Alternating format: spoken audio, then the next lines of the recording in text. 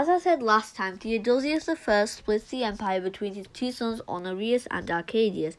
Arcadius in the east was followed by Theodosius II. During his reign, most of the chaos in the west happened, but at least he built the Theodosian Wall to protect Constantinople. Even Attila the Hun tried to invade the capital. The general Aspar chose the next emperor, Marcian. The emperor after him was Marcian's grandson's wife's father, Leo I. Aspar planned his son would become emperor when he was of age, because Leo was 60 with no heirs. But then Aspar was murdered, and the man who uncovered this was given Leo's daughter's hand in marriage. That was Zeno. Their son, Leo II, became emperor after Leo I, but he died young, and so Zeno became the emperor. Then Leo I's wife made her brother the emperor. Then Zeno came back and locked that brother up.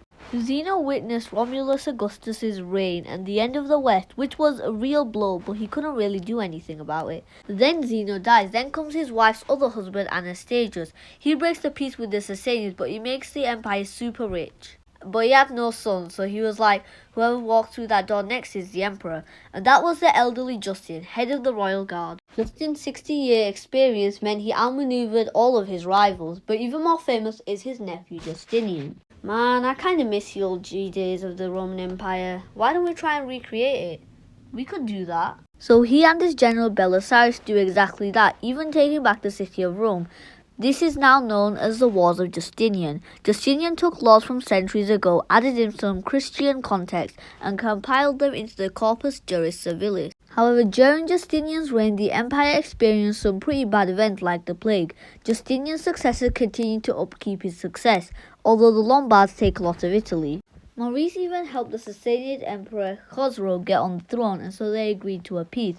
That ended when Maurice was murdered by supporters of Phocas and Khosrow declared war. Heraclius took over, and in the early years of the war, the Sassanids did insanely well, taking Jerusalem, Egypt, and also invaded Anatolia. Even the Slavs and the Avars in Eastern Europe took advantage and invaded as well, and the Romans were now on the brink of collapse. Heraclius desperately began repairing the army, and in 622 he began the pushback against Khosrow. The Sassanians and the Avars both attacked Constantinople together in 626, but thanks to the Theodosian walls they failed. Heraclius pushed into Mesopotamia and nearly reached the capital when Khosrow was murdered in 628.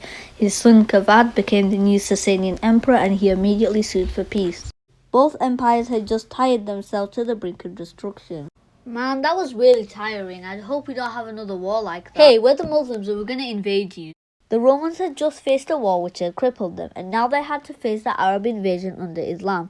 The Romans eventually lost all of their land in Africa, and all it was reduced to was Anatolia, the holdouts in Italy, and the land in the Balkans. Heraclius' successors faced a constant Arab invasions into Anatolia, and we entered the Byzantine Dark Ages.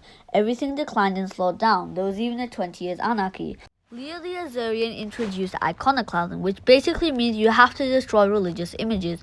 The Emperor Leo IV died in 780, and his young son Constantine VI is the new emperor with Irene as regent. Then we get another Council of Nicaea in 787 because no one liked iconoclasm anymore. Irene kills her son, who ended up being the final universally recognized emperor. Irene had just become the first empress of the Roman Empire. Well, actually now there's a problem. I said last time the western lands had become new kingdoms. Well, the kingdom of the Franks had gotten so powerful now they held the city of Rome. And on Christmas in the year 800, the Pope crowned the Frankish king Charlemagne as the Roman emperor. So now there's two Roman empires and they both have a good claim.